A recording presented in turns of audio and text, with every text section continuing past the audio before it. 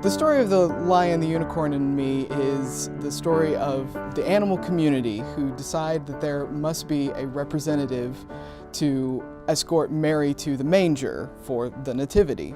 So an angel organizes the whole shebang, and the animal community has elected a lion, a unicorn, and a donkey as their possible contestants. All of our performers show up in the first act as regular people, like perhaps people that we would see in the real world, and then they magically become these animals for this parade of different creatures that are all applying for the same position. Doing costume design for a show like this gives us a chance to do a lot of really interesting things that we don't often get to do in a standard opera. For instance, there are puppets.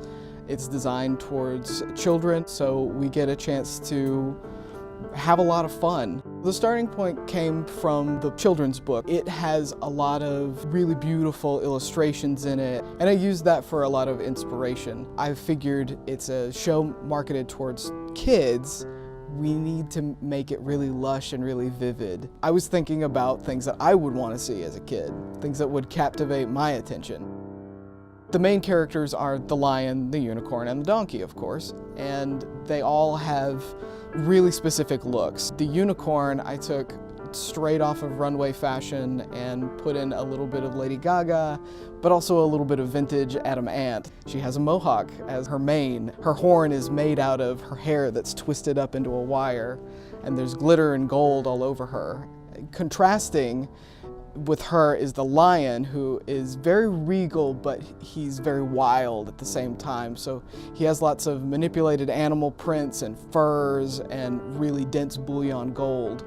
To contrast with both of them is the donkey, who is kind of like the janitor in this whole scenario. His tail is made out of a mop. He's really sad looking. He's got distressed coveralls, and his palette is much more neutral and much more donkey-like.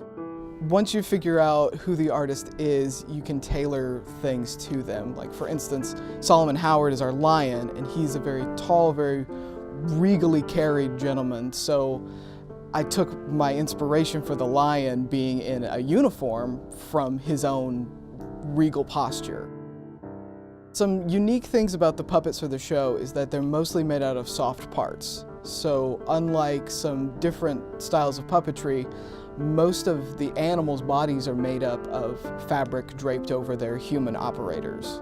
For instance, the camel, his two humps are made up of his operators inside. Working with the team at WNO is amazing. They're fabulously talented artists, and they can turn a drawing into a reality in ways that are just stunning. I took Erik's picture and I made a clay mold with this shape.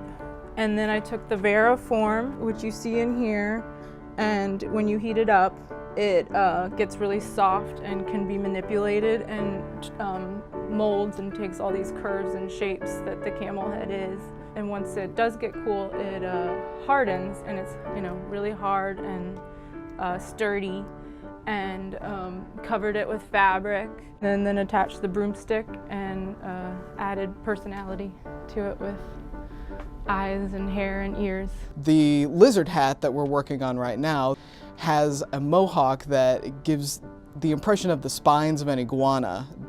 That motif is continued down into his tail, which you'll see in the show.